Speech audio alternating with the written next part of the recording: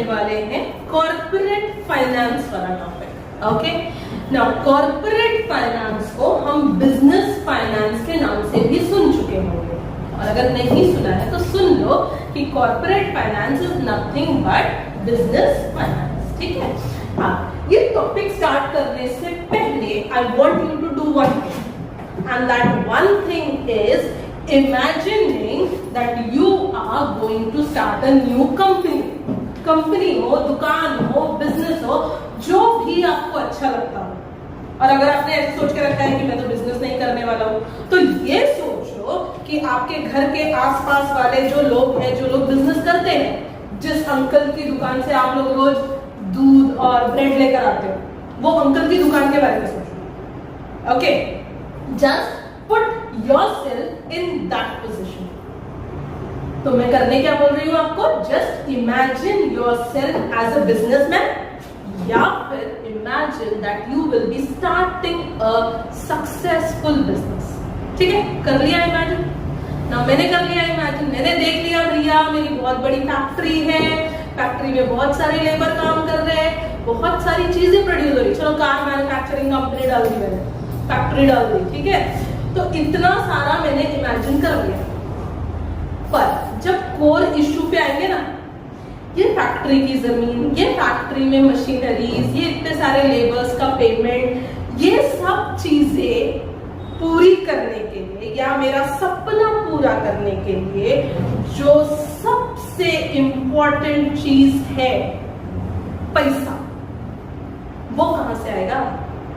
Movies वगैरह में देखा है आपने, ऐसे बैठा रहता गरीब आदमी। आई रिमेम्बर वन सीन, शायद से स्टार्टिंग सीन ही है मूवी हेरा फेरी का। अक्षय कुमार ऐसे देखता रहता है, बड़ी बड़ी गाड़ियों में घूम रहा है, लड़कियां है, ऐसा है वैसा है, फिर उसको लात मार के परेश रावल उठा देता। तो बोलने का मतलब क्या है कि सपना तो हम किसी भी चीज का देख सकते हैं, बट उसको हकीकत अगर बनानी है in terms of business, I mean to say, to be very precise, तो क्या लगते हैं हमको, पैसे लगते बेटा। ठीक है, तो फाइनेंस बोलते हैं इसको, अच्छी वाली लैंग्वेज में, पैसों का, है ना।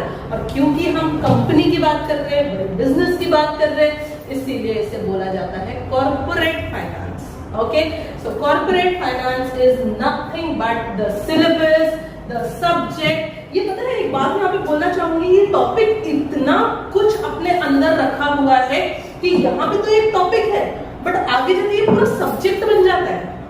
एमबीए में लोग स्पेशलाइजेशन करते हैं फाइनेंस में, तो ये ना उसका जस्ट बिगिनिंग है, कॉर्पोरेट फाइनेंस। तो आप अब जब 11th standard, 12th standard, B com first sem, BBA first sem में जो थोड़ा थोड़ा पढ़ते हैं हम, तो that is just the introductory part of what you call by corporate finance. Okay, तो थोड़ा इंट्रोडक्शन में जाते हैं, स्पेशलाइजेशन बाद में करेंगे ना। Corporate finance is the finance that is required for running and maintenance of the business unit. Okay, आप इसको blood line of the company भी बोल सकते हैं। जैसे हमारे बदन में ब्लड का फ्लो होना जरूरी है, वैसे ही कंपनियों में फाइनेंस का फ्लो होना जरूरी है। ठीक है ना, जो decision as a company owner आपको लेने पड़ेंगे। इमेजिन, वो ट्रैक से हटना नहीं, you are being the businessman. ठीक है, तो जो डिसीजन आपको लेने पड़ेंगे, फाइनेंसिंग डिसीजन, ये जो इतना कुछ हमने इमेजिन किया है, अक्षय कुमार ने तो बस गाड़ियां देखा था, मैंने तो गाड़ी बनाने वाली कंपनी डाल दी हूँ। ठीक है, तो उसके लिए पैसा आएगा कहां से, बट ऑब्वियसली मेरी सेविंग्स तो है नहीं इतनी, तो पैसा तो कहीं ना कहीं से लाना पड़ेगा। अब जब जज्बा है दिल में, तो पैसा भी आ ही जाएगा, पर पैसा आएगा कहां से, बहुत बड़ा सवाल होता है। तो there are many sources of finance, जिसको हम external, internal sources of finance ऐसा बोलते हैं, shares, debentures, bonds, bank loan and blah blah blah, बहुत सारी चीजें बेटा जो आगे डिटेल में पढ़ेंगे। बट अभी हमारा जो फर्स्ट डिसीजन रहता है, ये फाइनलाइज करना कि पैसे कहां से आएंगे। ठीक है, तो वो हम हर एक का डिटेल में जाके स्टडी करते हैं, फिर डिसाइड करते हैं how are we going to acquire the finance, procure the finance, okay, bring money into our business for purchasing all the assets of the firm. This is the first and the foremost decision that the businessman or the management of the company has to take. Then the second decision is, अब पैसा आ गया, तो जैसे ही पैसा आता ना, ब्याज लगना चालू हो जाता उस पैसे पे, क्योंकि सामने वाली पार्टी क्या मांगती है, पैसों पे ब्याज। तो एज अ बिजनेसमैन मैं और आप लोग ये नहीं चाहेंगे कि हमारा पैसा आइडल पड़ा रहे। तो व्हाट डू वी वांट कि हमारा पैसा कहीं ना कहीं जाकर, अच्छी जगह जाकर, आई mean to say to be precise, कि ऐसे कहीं भी इन्वेस्ट नहीं करना है हमको पैसों को, अच्छी जगह पर पैसों को इन्वेस्ट करना। अब अच्छी जगह क्या होती है, तो अच्छी जगह वो होती है मेरे बच्चों जहां से हमको अच्छा खासा रिटर्न मिलता है, क्योंकि पैसा इन्वेस्ट किया है तो प्रॉफिट कमाना है ना, बिजनेसमैन है ना, अपन बिजनेस माइंडेड लोग है ना, तो बिजनेस में पैसा कमाना चाहिए। तो that so the investment decision is nothing but deployment of funds into such criterias और categories from where we can get good returns. Okay, that is the second decision, right. ये हो जाने के बाद थोड़ा in short we come to the point, importance of corporate finance. Why is this topic important, why there are millions of people doing specialization in finance, क्यों करते हैं ना, तो why, because it helps in decision making. एक बार step आगे ले लिया finance में, पीछे हटना बहुत मुश्किल रहता बेटा, क्योंकि लाखों करोड़ों का इन्वेस्टमेंट डूब भी सकता है आपके एक गलत डिसीजन पे।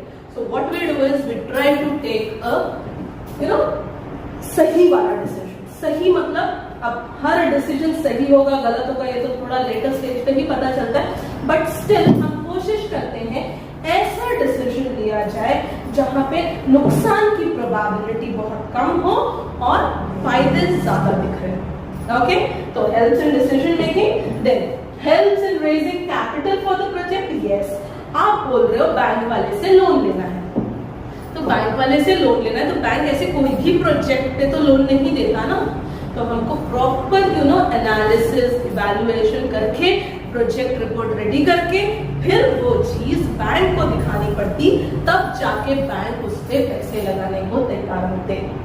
ठीक है, तो कॉर्पोरेट फाइनेंस अगर आप प्रॉपरली पढ़ते हो, समझते हो, तो it helps you in raising the capital for the project. Okay, then research and development.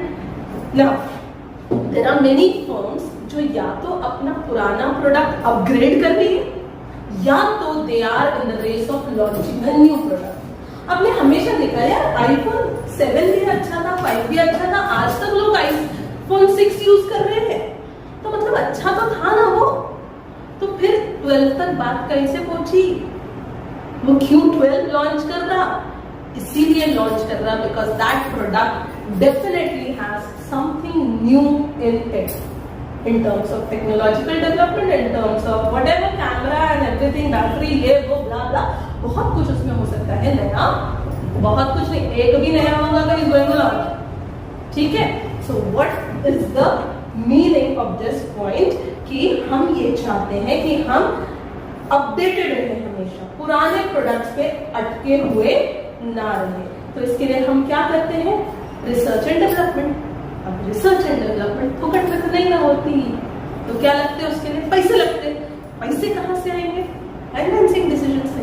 तो ये सब्जेक्ट तो वही ज्यादा ना इंपॉर्टेंट। ठीक है, and one more thing that you should remember, research and development का नतीजा तुरंत में कभी भी दिखाई नहीं देता।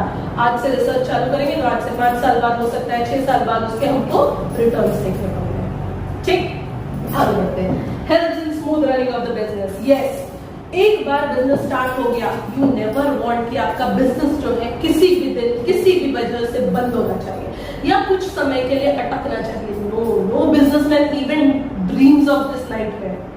ठीक है, सो हमको पैसा लगता है, यू नो, मशीनरी में जैसे अगर ऑयल या ग्रीस नहीं होता तो मशीनरी कैसे अटक अटक के चलती है, वैसा काम नहीं होना चाहिए। It should be smooth running of the business.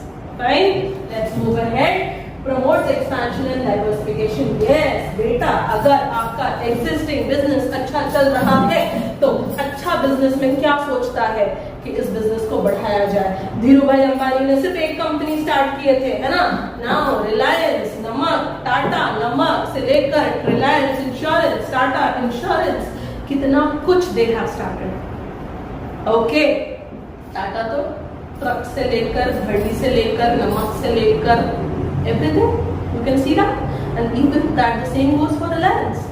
Okay, So what are we talking about? कि अगर पैसा है तो एक्सपेंशन होगा, पैसा है तो डाइवर्सिफिकेशन होगा। तो भैया जरूरी हुआ ना, पैसा फिर बहुत जरूरी है, ठीक है। फिर उसके बाद मैनेजिंग द रिस्क। बिजनेस में बहुत सारे रिस्क रहते हैं। What do you mean by risk?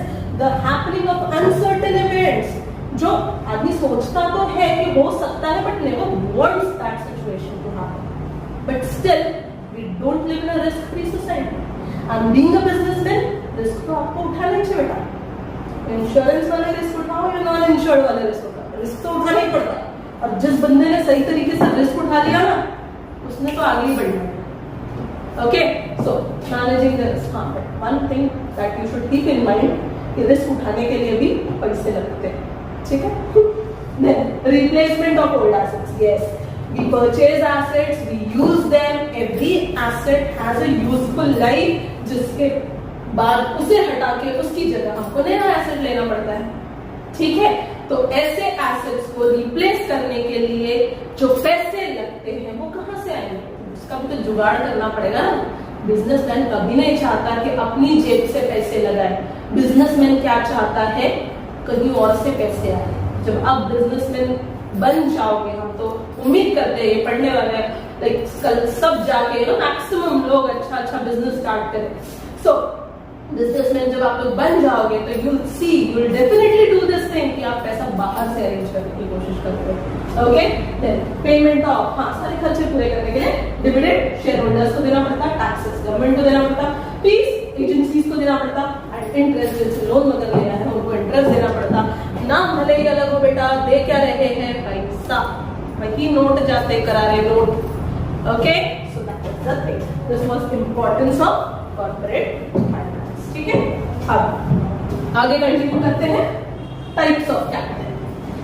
Capital का डेफिनेशन 11th स्टैंडर्ड में मैं पढ़ाती हूँ बच्चों को, कॉमर्स का बेसिक्स देते वक्त। Capital is the money invested into own business, that is capital. Okay, तो यहाँ पे हम टाइप्स ऑफ कैपिटल पढ़ेंगे जो बोर्ड पे लिखा हुआ है। दो टाइप के capital, fixed capital and working capital. Fixed, as the name suggest, the amount invested in this kind of capital form is fixed for a long period of time. लंबे समय के लिए पैसा आपका एक पर्टिकुलर जगह पे फंस जाता है, उसे बोला जाता है फिक्स्ड कैपिटल। ओके, तो जैसे कि आप जमीन खरीदो, फैक्ट्री के लिए बिल्डिंग कंस्ट्रक्ट करवाओ, मशीनरीज डलवाओ, ठीक है। तो ये सब जो पैसा है ये अटक गया ना आपका लंबे समय के लिए, तो इसे बोलते हैं फिक्स्ड कैपिटल। ओके, ना किसी फर्म को कितना फिक्स्ड कैपिटल लगने वाला है ये किन बातों पे डिपेंड करता है? तो these are the 5 easy factors which I have listed down. First is the nature of the business. Nature of the business मतलब बिजनेस को हम ब्रॉडली दो कैटेगरीज में क्लासिफाई कर सकते हैं। First is the manufacturing business and second is the trading business. Manufacturing किसको बोलते हैं बेटा? जहां पे प्रोडक्शन होता और फिर चीजें बन के बिकती है, ऐसे बिजनेस को बोलते हैं मैन्युफैक्चरिंग बिजनेस। और ट्रेडिंग बिजनेस किसे बोलते हैं? जहां पे चीजें ला कर खरीद कर आगे बेची जाती है, इनको बोला जाता है ट्रेडिंग बिजनेस, ठीक है। अब दोनों को इमेजिन करो, एक तरफ माल बन के बिक रहा, एक तरफ माल लाया जा रहा और बिक रहा। तो जहां बन के बिक रहा है वहां पे बट ऑब्वियसली ज्यादा खर्चा लगने वाला है, क्योंकि फैक्ट्री का सेटअप भी है, लेबर ज्यादा है, खर्चे ज्यादा है, बराबर। पर जहां से माल ला के बेचा जा रहा है तो यहाँ तो एक बिल्डिंग रख लो, बस माल लाओ, स्टोर करो और उसको बेचो। तो देखो दोनों एग्जांपल्स में क्या दिखाई दे रहा है? मैन्युफैक्चरिंग बिजनेस ज्यादा फिक्स्ड कैपिटल, ट्रेडिंग बिजनेस कम fixed capital. Okay, then size of the business, किस स्केल पे आप बिजनेस हैंडल कर रहे हो? आपका लार्ज स्केल प्रोडक्शन है, मीडियम स्केल या स्मॉल स्केल? जितना बड़ा साइज ऑफ द बिजनेस उतना ज्यादा आपका कैपिटल फिक्स्ड वाला। फिर scope of the business. Scope का मतलब होता है दायरा। आपके बिजनेस का दायरा कितना है? क्या आप लोकल बिजनेस करते हो? क्या आप नेशनल लेवल का बिजनेस करते हो या आप इंटरनेशनल लेवल का बिजनेस करते हो? Getting it? So, what am I trying to say? जितना बड़ा दायरा होगा उतना ज्यादा पैसों का इन्वेस्टमेंट होगा, ठीक है। आगे बढ़ते हैं। Acquisition of old assets. Yes, नया एसेट खरीदने में बहुत ज्यादा पैसे लगते हैं। तो नया एसेट ना खरीदते हुए सेकंड हैंड माल में काम चला लिया तो थोड़े कम पैसे लगेंगे, बट लगे बट कम लगेंगे। And trend in the economy, trend in market में क्या ट्रेंड चल रहा? अब देखो अभी का एग्जाम्पल लेते हैं, अभी ना ये सब चालू है, कोरोना एंड एवरीथिंग, हमारा ये ना फर्स्ट स्टैंडर्ड सेकंड स्टैंडर्ड का बच्चा भी ऑनलाइन पढ़ाई कर रहा, मोबाइल लेके नेट सर्फ करके ही स्टडी ऑनलाइन। तो क्या बोल रहे हैं हम कि आज हम जो ये मोबाइल पे पढ़ाई करते हैं, क्यों कर रहे हैं? Because this is the only resource we have now. Mobile lap पे यही ऑप्शन है ना अपने पास, लैपटॉप है दूसरे लैपटॉप मतलब, ठीक है, तो इसी के थ्रू हम पढ़ाई करते हैं। बट ऐसा नहीं लगता क्या कि नियर फ्यूचर में ऐसी चीजें आ जाएंगी टेक्नोलॉजी वर्ल्ड में जो पर्टिकुलर सिर्फ पढ़ाई के लिए होंगी? आएंगे, डेफिनेटली आएंगे, आपको पैसे आनी चाहिए। और अगर मेरे साथ साथ ऐसा और कोई इनोवेटिव थिंकर है जो ये बात सोच रहा है, तो बट ऑब्वियसली वो इस पे काम भी कर रहा होगा, काम कर रहा होगा, मतलब रिसर्च एंड डेवलपमेंट भी चालू होगा, मतलब फैक्ट्री भी लगना शुरू होगी थोड़े दिन बाद, तो सब चीज के लिए पैसे लगेंगे ना। तो क्यों लगेंगे पैसे? बिकॉज दैट बिजनेसमैन नोस कि अगर उस चीज में पैसे लगाऊंगा तो आगे चलकर ये हमारा ट्रेंड बनने वाला है इकोनॉमी का, तो यहाँ से पैसे निकल सकते हैं। ओके, तो वो डिफाइन करेगा कि उसे कितना फिक्स कैपिटल लगेगा। Okay, now moving towards working capital. Working capital की पहले मैं आपको एक एग्जांपल देती हूँ। यहाँ पे देखिए, वर्किंग कैपिटल, रॉ मटेरियल।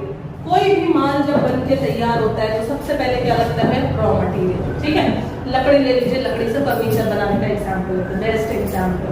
लकड़ा आया, दुकान पे पड़ा है, कारपेंटर उसमें काम कर रहा है, तो फिर आधा अधूरा लकड़ा कट के पड़ा है, वो हो जाएगा वर्क इन प्रोग्रेस। ओके, फिर उस वर्क इन प्रोग्रेस पे और काम करेगा, वो बन जाएगा आपका फिनिश्ड वर्क। ओके, फर्नीचर बन के तैयार हो गया। अब फर्नीचर जब बन के तैयार हुआ तो वो होगा सेल, तो लोग बनेंगे मेरे डेटर, और फिर जब उधारी में माल बिका उसके एक आध महीने बाद मेरे हाथ में पैसा आएगा, तो वहां से वो कैश वापस से मेरे हाथ में आएगा। ना बोलना क्या चाह रहे हैं हम, इनिशियली हमने पैसे खर्च किए रॉ मटेरियल पे, फिर उस पर और खर्चा हुआ WIP पे, फिर और खर्चा हुआ फिनिश्ड गुड्स, फिर और खर्चा हुआ मतलब सेलिंग एंड ऑल पे, फिर डेटर लगे, फिर पैसा आया। ये जो पूरा साइकिल है बेटा, इसको बोलते हैं प्रोडक्शन साइकिल। कौन सा?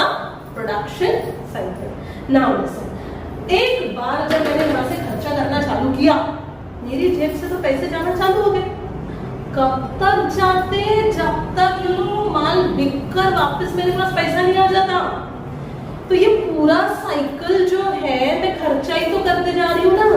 और क्यों खर्चा कर रही हूँ? ताकि मेरा धंधा बंद ना हो, बिजनेस बंद ना हो। तो इसी को बोलते हैं वर्किंग कैपिटल। हमारा बिजनेस डेली बेसिस पे ऑपरेट होते रहना चाहिए, इसके लिए जो हमको पैसे लगते, that is called as the working capital. The money that is required for operating the business on the daily basis is called as working capital. Okay, so this is the production cycle. ना ये यहाँ पे आपको point भी दिख रहा होगा production cycle का। तो ये पॉइंट क्या डिफाइन करता है कि आपको कितना वर्किंग कैपिटल लगने वाला है। ये साइकिल कंप्लीट होने में जितने महीने लगेंगे उतना खर्चा करना है ना मुझे। तो यहाँ से हम कंक्लूड कर सकते ना, the longer the cycle, the larger amount of working capital is required, and the smaller the cycle, the smaller is the amount of working capital required. Okay, then business cycle. Business cycle किसको बोलते हैं? आपने बहुत बार ऐसा market language में सुना होगा, business ठंडा चल रहा है या मार्केट में मंदी छाई हुई है, मतलब थोड़ा सा डिप्रेशन में है, सही तरीके से नहीं चल रहा। जैसे आजकल का माहौल है ना, कोरोना काल जिसको हम बोल रहे हैं, कोविड माहौल। यहाँ पे क्या हो रहा है?